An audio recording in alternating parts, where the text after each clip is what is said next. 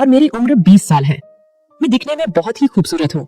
गली के सारे लड़के मेरे आगे पीछे घूमते हैं, लेकिन मैंने अब तक किसी को भी मौका नहीं दिया। ये कहानी 2 साल पहले की है। मेरी दीदी की शादी होने वाली थी, लेकिन उस समय मेरे पेपर्स भी चल रहे थे, इसलिए मैं दीदी की शादी का आनंद नहीं ले पाई और जीजू के साथ मस्ती भी नहीं कर पाई। अब 4 महीने बाद जब मैं अपनी पढ़ाई से थोड़ी फ्री हुई तो मैंने सोचा कि दीदी से मिलना चाहिए। जैसे ही मैं दीदी के घर पहुंची, मैं उनसे मिलकर बहुत खुश हुई। जब मैं घर पहुंची तो मैंने देखा कि जीजू कहीं बाहर जा रहे थे। मैंने उन्हें बड़े आग्रह से कहा कि अपनी मीटिंग कैंसिल करें और कुछ समय मेरे साथ बिताएं। जीजू ने पहले थोड़ी झिझक दिखाई, लेकिन जब मैंने उनके साथ थोड़ी मस्ती की तो उन्होंने तुरंत अपनी मीटिंग कैंसिल की और घर पर रुकने के लिए तैयार हो गए। शायद उन्हें मेरा मजाक करना पसंद आया था। 4 महीने बाद दीदी और जीजू से मिलकर मुझे बहुत खुशी हुई। मेरी दीदी एक पैर से अपंग थी और हमेशा एक बैसाखी लेकर चलती थी, लेकिन जीजू को जैसे एक समझदार और ईमानदार पति मिला। मेरे माता पिता को दीदी की शादी होने को लेकर बहुत चिंता थी। दीदी की शादी 28 साल की उम्र में हुई थी। उनकी शादी थोड़ी देर से हुई, लेकिन सही इंसान के साथ होने के कारण माँ पिता बहुत खुश थे। दीदी का सुखी जीवन देखकर मुझे बहुत संतोष मिला। दीदी के घर आने के बाद मैंने देखा कि वहाँ घर में काम वाली थी। दीदी ने बताया कि जीजू को घर में भाग दौड़ पसंद नहीं थी, इसलिए उन्होंने मेरी मदद के लिए काम वाली रखी थी। पिछले 4 महीनों में जीजू से खास बात नहीं हुई थी। कभी कभी दीदी के लिए माँ बाप का फोन आता था, लेकिन तब भी जीजू अपने काम में व्यस्त होते थे। मुझे नहीं पता था कि जीजू इतने प्यार करने वाले होंगे। उस दिन उन्होंने खाना खाने के बाद मेरे पास आकर बैठ गए और दीदी के सामने ही उन्होंने मुझे अपने हाथ से भोजन दिया। दीदी जीजू के इस प्रेम को देखकर बहुत खुश थी। दीदी ने कहा, पूनम, तुम्हारे आने से घर का माहौल बहुत खुशनुमा हो गया है।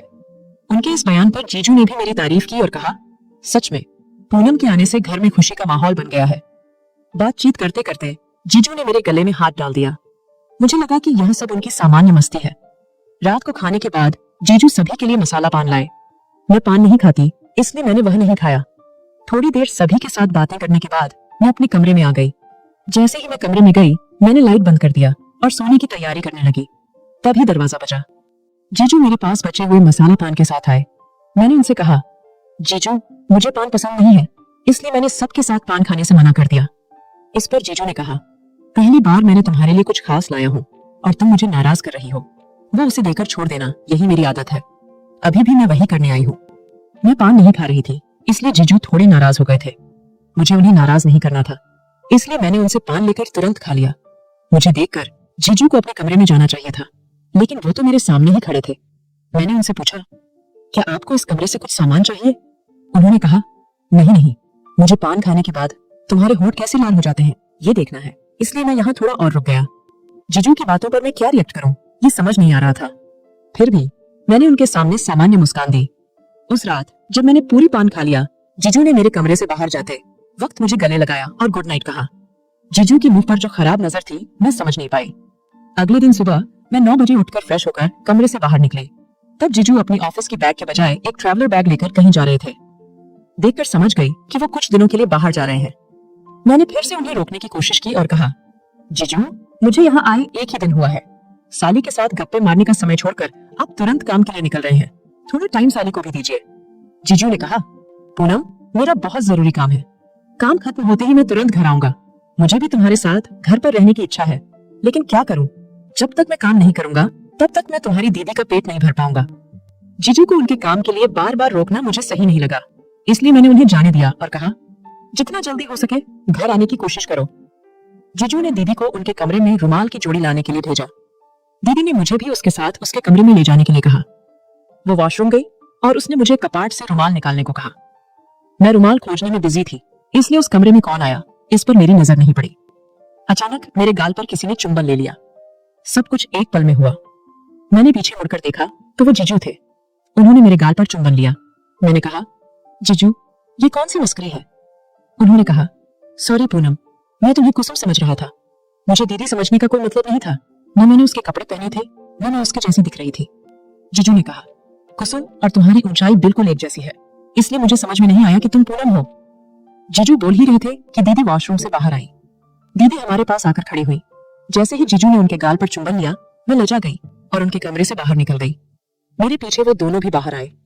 थोड़ी देर बाद जीजू अपने काम के सिलसिले में बाहर जाने लगे। जब जीजू चले गए तो मैंने दीदी से पूछा, दीदी, इतने दिन जीजू की कौन सी मीटिंग है? तब दीदी ने कहा, तुम्हारे जीजू ने 2 महीने पहले ही अपनी नौकरी छोड़ दी है। उन्हें अपना बिजनेस शुरू करना है। इसी संदर्भ में उनकी भाग दौड़ चल रही है। पहले जब थोड़ा पैसा आया तब उन्होंने अपना जॉब छोड़ने का निर्णय लिया।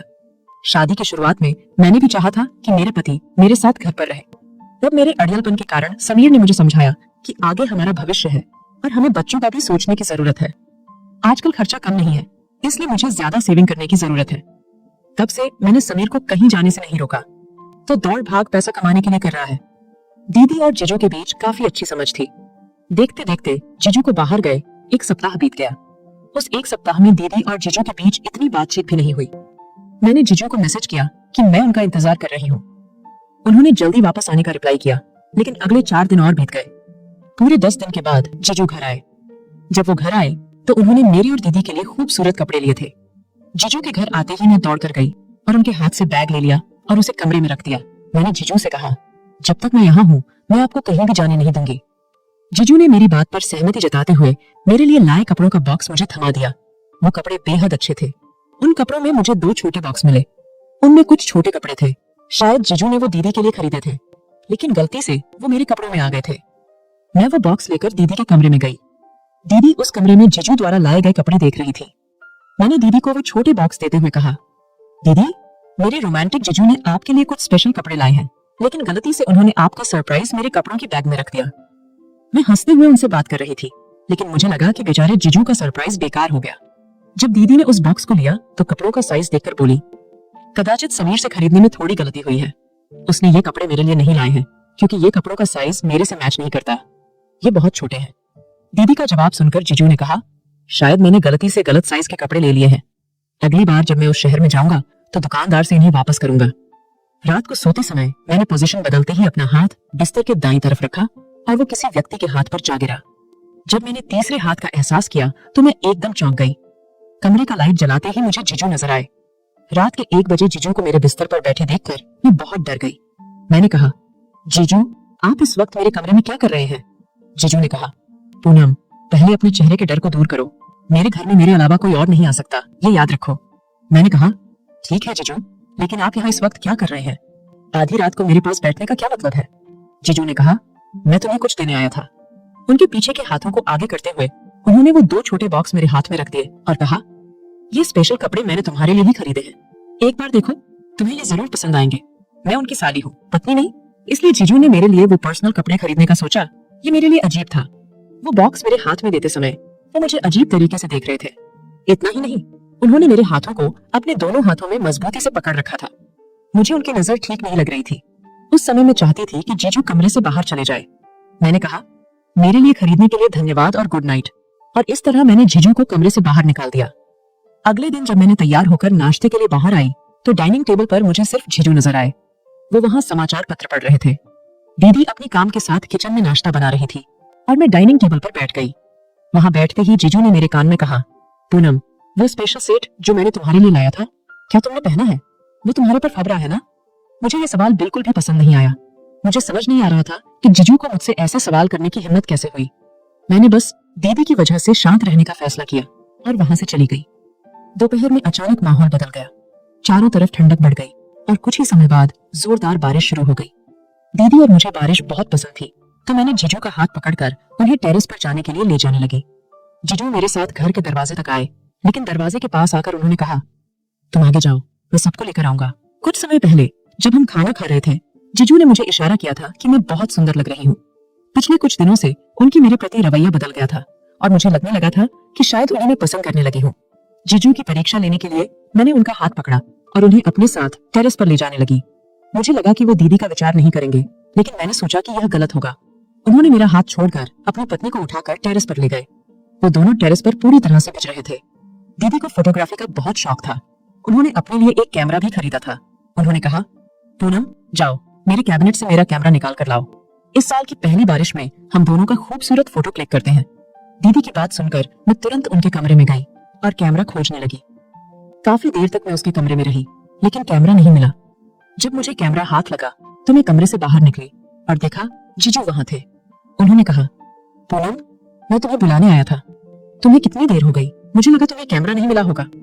मैंने कहा, हाँ जीजू, कुछ समय से ढूंढ रही थी, लेकिन अब मिला है। चलो बारिश बंद होने से पहले आपके और दीदी के अच्छे फोटो क्लिक करते हैं। जब मैं टेरेस पर जाने लगी तो जीजू ने मेरा हाथ पकड़कर मुझे अपने पास खींच लिया। मुझे कंधे पर उठाकर वो मुझे आधी सीढ़ियों तक ले गए। मुझे समझ नहीं आ रहा था कि जीजू मेरे साथ इतना नजदीक क्यों व्यवहार कर रहे हैं। टेरेस पर पहुंचते ही मैंने उन दोनों के फोटो क्लिक करना शुरू किया। दीदी और जीजू के बीच का प्यार देखकर मुझे सच में आश्चर्य हो रहा था कि मेरी दीदी को कितने अच्छे पति मिले हैं। हम लगभग 1 घंटे तक बारिश में भीगते रहे। घर लौटने पर मैंने फिर से नहाने का सोचा। पानी में भीगने में मुझे कभी भी बोरियत नहीं होती। नहाने के बाद मेरी नजर बाथरूम के हैंगर पर गई और तभी मुझे याद आया कि मैं अंदर आते वक्त टॉवल नहीं लाई थी। मैंने दीदी को आवाज देना शुरू किया। मेरी 4-5 आवाज पर कोई मेरे कमरे में आया। मुझे लगा कि वो दीदी होंगी। बाथरूम से एक हाथ बाहर निकालकर मैंने बेड पर रखा टॉवल दीदी से मांगा। अचानक दीदी ने मेरे हाथ पर हाथ फेरना शुरू किया। तब मैंने बाहर देखा। मुझे समझ में आया कि टॉवल देने आई दीदी नहीं बल्कि जीजू है। टॉवल देते वक्त वो मस्ती कर रहे थे। उन्हें देखकर मैंने बाथरूम का दरवाजा बंद किया और अंदर से कहा, जीजू, मैं दीदी को बुला रही थी। फिर तुम क्या कर रहे हो? तब जीजू ने कहा, तुम्हारी दीदी अपने कमरे में तैयार हो रही है। मुझे तुम्हारा आवाज सुनकर यहाँ आना पड़ा। क्या तुम्हें टॉवेल चाहिए या मैं जाऊं? उनकी बात सुनकर मैंने टॉवेल लेने के लिए दरवाजा खोला। जैसे ही मैंने जीजू को देखा, मुझे उनके प्रति कुछ अलग अलग भावनाएं जागृत होती महसूस हुई। वो भी मुझे एक अलग नजर से देख रहे थे। उस दिन पहली बार मैंने उन्हें कुछ भिन्न मुस्कान दी थी। बाहर जाते वक्त जीजू ने कहा, पूनम, तुम सच में बहुत सुंदर लग रही हो। उस दिन पहली बार उनकी मेरी तारीफ सुनकर मुझे बहुत अच्छा लगा।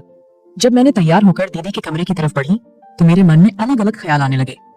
उन दोनों के बीच का रिश्ता किसी सच्चे एहसास की तरह था और इस बारे में कहने की कोई आवश्यकता नहीं थी।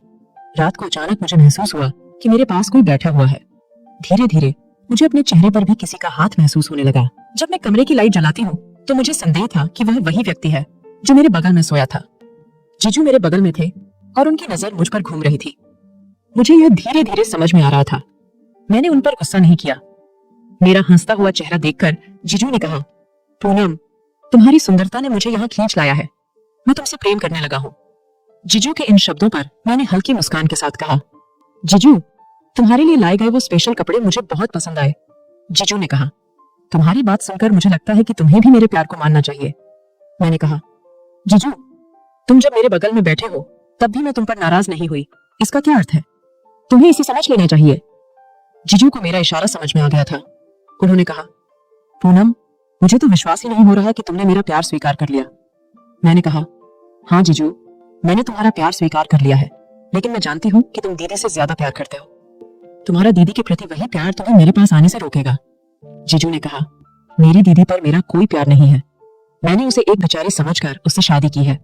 फिर उन्होंने कहा, अगर कल मुझे तुमसे शादी करनी हो तो क्या तुम भी दीदी को अपने साथ रखोगे? पूनम, तुम जो भी कहोगी मैं करने के लिए तैयार हूँ। आज तक मुझे तुम्हारी जैसी खूबसूरत लड़की नहीं मिली। तुम तो सुंदर और जवान हो। फिर जीजू ने कहा, मैं दीदी को अपने स्वार्थ के लिए अपने पास रखता हूँ। मैंने कहा, बिल्कुल सही कहा जीजू, मेरी दीदी किसी भी काम की नहीं है। मैंने भी उसके साथ केवल काम के लिए रिश्ता रखा है। वो अक्सर मेरे बीच में आ जाती है, इसलिए मैं उसे अपने रास्ते से हटा दूंगी। इस पर जीजू ने कहा, कुसुम को रास्ते से हटाने की कोई जरूरत नहीं है।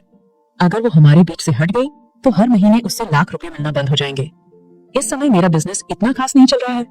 मैंने पूछा, बिजनेस ठीक क्यों नहीं चल रहा? क्या इस महीने कोई लड़की तुम्हारी जाल में फंस गई? ऐसा कहते ही जीजू मुझसे थोड़ा दूर हो गए और बोले, पूनम, तुम क्या बड़बड़ा रही हो? मैं लड़कियों को फंसाने का बिजनेस नहीं करता। मैंने कहा, जीजू, तुम्हें अच्छाई का मुखौटा पहनकर नाटक करने की जरूरत नहीं है। तुम्हारी असली सच्चाई मेरे सामने आ चुकी है। मैंने उन्हें बताया, दोपहर में जब मैं तुम्हारे कमरे में कैमरा खोजने आई थी तब मेरी नजर तुम्हारी अलमारी में छिपी हुई बैग पर गई। उस बैग में मोबाइल का वाइब्रेट होने का आवाज आ रहा था। मैंने उस आवाज को चेक करने के लिए बैग खोला तो मुझे तुम्हारी पूरी हिस्ट्री मिल गई। उस बैग में मुझे तुम्हारे कुछ फर्जी कागजात और 3 से 4 मोबाइल मिले, जिनमें से हर एक में एक खास नंबर था जो बीवी नाम से सेव था। इतना ही नहीं, बल्कि मैंने कई महिलाओं के साथ तुम्हारी शादी के फोटो भी देखे हैं। मेरे दिल की आंखों पर तुम्हारे प्यार की जो पट्टी थी, मुझे उसे उतारना था, इसलिए मैं तुम्हारे साथ प्यार का नाटक कर रही थी। मेरी बात सुनकर जीजू ने सीधे मेरा गला पकड़ लिया और कहा, तू मेरे पैसे कमाने के साधन को मुझसे दूर नहीं कर सकती पूनम, तू कभी नहीं सुनने वाली। फिर मैंने उस कमरे में छिपे हुए कैमरे की तरफ इशारा किया। पहले से ही जीजू और मेरे बीच जो भी बातचीत चल रही थी वो दीदी ने लाइव देखी थी। जीजू की बात बढ़ने से पहले ही दीदी मेरे कमरे में घुस गई। उसके पीछे पुलिस भी आई हुई थी। पुलिस ने जीजू के हाथ बांध दिए। दीदी ने उस नालायक के 2 थप्पड़ जड़ दिए। उसने सिर्फ पैसे के लिए मेरी दीदी से शादी की थी। दीदी दिव्यांग थी, इसलिए पापा ने उसे एक फ्लैट दिया था। इतना ही नहीं, पापा दीदी को हर महीने 50,000 रुपए देते थे। और दीदी खुद भी ऑनलाइन काम करके कुछ पैसे कमाती थी। वो इतनी भोली थी कि उसने अपना एटीएम कार्ड भी अपने पति को दे रखा था। जीजू एक धोखेबाज व्यक्ति था। ऑनलाइन उसने अपनी झूठी प्रोफाइल बनाई थी और लड़कियों को फंसाता था। शादी का दहेज और गहने मिलते ही वह 15 दिन तक उन लड़कियों के साथ प्यार से रहता था। फिर या तो वह अपने आप को डिवोर्स देता था या उन्हें किसी और जगह बेचा करता था। मैं चाहती थी कि यह सब मेरे दीदी पर न आए। पुलिस के सामने मैंने जीजू की बैग को पूरी तरह उलट पलट कर दिया। उसमें से उसके फर्जी दस्तावेज, 5-6 मोबाइल और विभिन्न लड़कियों के साथ की शादी के फोटो देखकर दीदी को गहरा झटका लगा। दीदी की शादी के बाद उससे जो दहेज मिला, उसके अलावा हर महीने 1 लाख से 1.5 लाख रुपए उस नालायक को मिल रहे थे। इसलिए उसने 4 महीने से दीदी के साथ शादी बनाए रखी थी। उन 4 महीनों में उसने दूसरी 4 लड़कियों के साथ भी शादी की थी। इस फर्जीवाड़े के कारण वह हमेशा घर से बाहर रहता था और दीदी को काम के बहाने बताता था। दोस्तों, कैसी लगी यह कहानी? अगर आपको यह कहानी पसंद आई हो तो वीडियो को लाइक करें और चैनल को सब्सक्राइब करें।